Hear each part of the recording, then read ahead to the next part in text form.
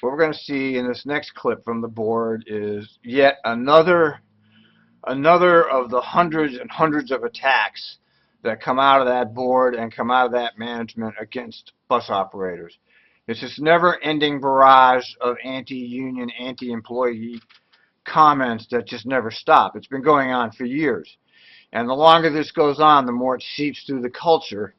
And so average Joe, who doesn't follow these things closely, starts believing it because they keep hearing it over and over again.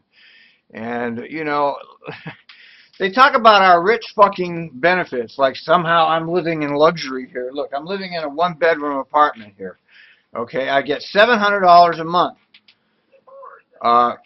730 because McFarland took away the medical care. I have substantial, not huge deductibles, but they're substantial. $1,500 for me for medicines and $1,500 medical co-pays, as well as a $450 deductible. In the past, I had all of that was covered. It was like a European type plan where, you know, you get your medical covered by the government like all civilized societies have, but we here in America are barbarians, so we don't believe in that. So this idea that somehow we're getting all of this is complete lies, okay? The pensions that you get from Trimet are virtually, well, now all new employees don't get that pension, okay? They have the 401k, the one that you can get anywhere, you know, all places offer that. That's not a benefit, really. That's a standard thing, and your health care, which is being steadily eroded, that was a good thing to have, but Trimet's intent on destroying that. So without further ado, let's listen to that hack, the main hack, Warner, who serves as McFarland's mouthpiece, attack union benefits again. I guess I would like to ask a question. You know, one of the things we get a lot of testimony about is our other post-employment benefits, OPEB. And I guess, again, what we said, we have a clean opinion. Obviously, this is going to be restated a bit in the future in terms of how that appears on the books. Maybe you could explain that for folks here. But I'm just curious how we look when you compare us to others in terms of those, you know, the retirement and OPEB. And this is Trimet's game all along, is they keep rolling out these numbers and charts, which really are very suspicious in the way they've come up with their numbers. I mean, if you look at the latest chart, which I'll be dealing with that later on my blog, their latest baloney fact check, you know, their fact checks are actually very good comedy. Trimet fact checks where they're fact checking accusations by various people, including you. Anyway, this is a set up answer here. This is obviously set up. You know, they're always saying that we're so well compensated. We're so well compensated. It doesn't play out in the real world. Like I said, I'm getting 715 years.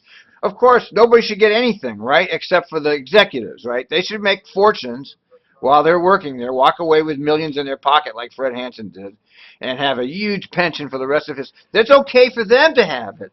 They don't ever talk about that, do they? They just talk about our benefits. Doesn't anybody find that a little curious, how they never talk about management benefits? Liabilities and what things we could learn from what you've seen elsewhere.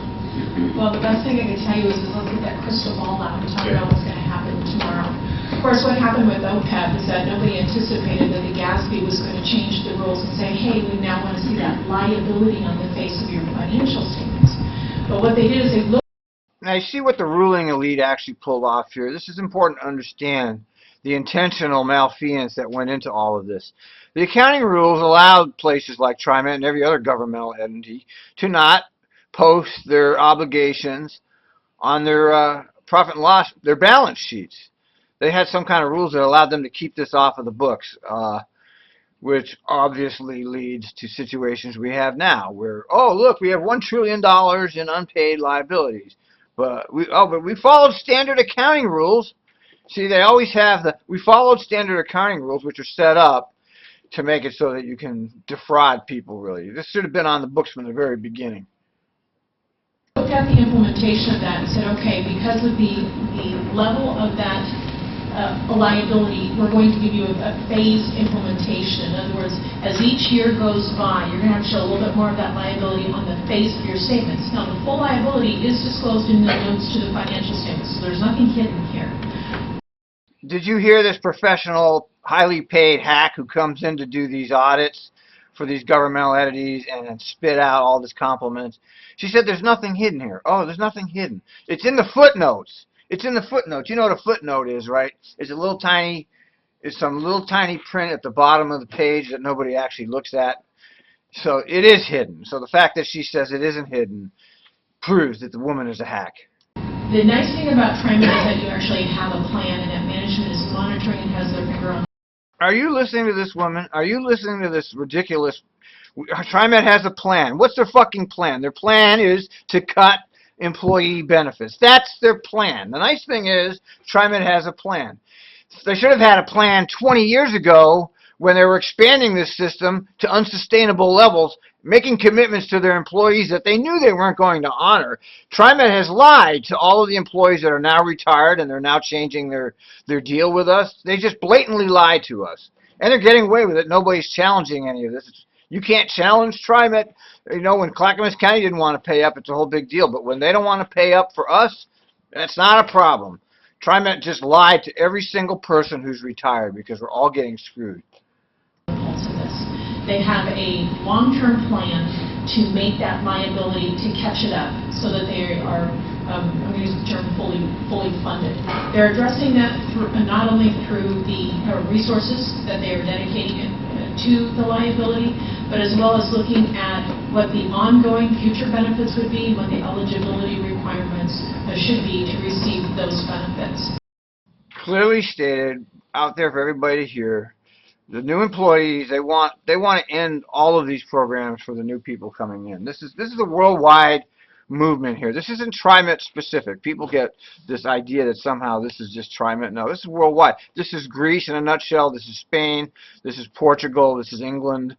This is happening everywhere. The same exact methodologies are being used in every single place to take away from the working class. While the executive class, which are all the people on the board, you know, you have fucking Warner sitting there making $10,000 a month on a public pension, and you have Prosser making $6,000 on a month on a public pension. You have McFarland making $221,000 a year on public tax funds, and all of his cronies that he's brought with him are all making high six figures, and nobody says a word. It's always about the employees everywhere.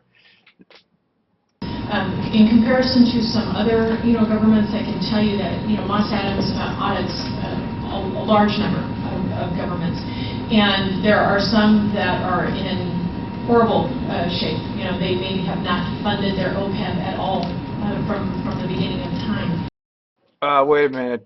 Isn't that Trimet? They haven't funded their OPEB at all since the beginning of time. This is the problem here, which you forgot already. They haven't done anything. They have this. They're going through their motions now, trying to figure out a nice way to attack the employees. But they haven't funded anything. They've committed malfeasance, as far as I'm concerned. They've allowed this situation to happen.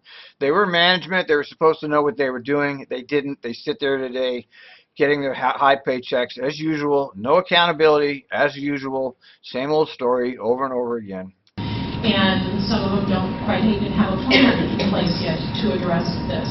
So I would say that, in looking at Trimet, one of the things that we are watching very carefully is that OPEB liability, and we appreciate the efforts. The plan that you have in place, understand that it is a long-term correction. It's not going to be resolved overnight.